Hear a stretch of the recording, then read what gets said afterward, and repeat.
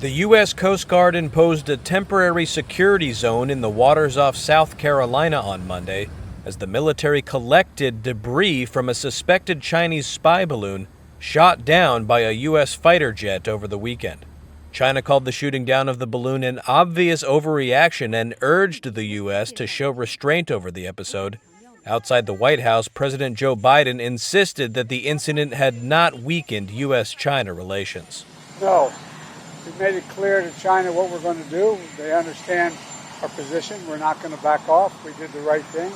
And there's not a question of weakening or strengthening. It's just the reality. Has it always been your view to shoot down a Chinese spy balloon, or was it only because it became public? Oh, no. It was always my position. Once it came over into the United States from Canada, I told the Defense Department I wanted to shoot it down as soon as it was appropriate. They concluded we should not shoot it down over land. It was not a serious threat, and we should wait till it got across the water. The balloon led U.S. Secretary of State Antony Blinken to postpone a planned visit to China, but as of Monday, there was no update on when it might be rescheduled.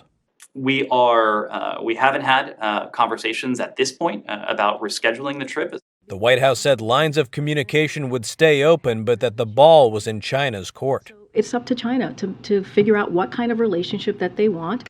Meanwhile, Air Force General Glenn Van Herk, who was responsible for bringing down the balloon, said previous spy balloons had flown undetected by the U.S. military in what he called a, quote, awareness gap. The Pentagon said over the weekend that Chinese spy balloons had briefly flown over the United States at least 3 times during President Donald Trump's administration and 1 time previously under President Joe Biden. Van Herk said the balloon shot down on Saturday was 200 feet tall with a payload underneath that weighed a couple thousand pounds. Van Herk did not rule out that there could have been explosives on the balloon, but said he did not have any evidence of it either.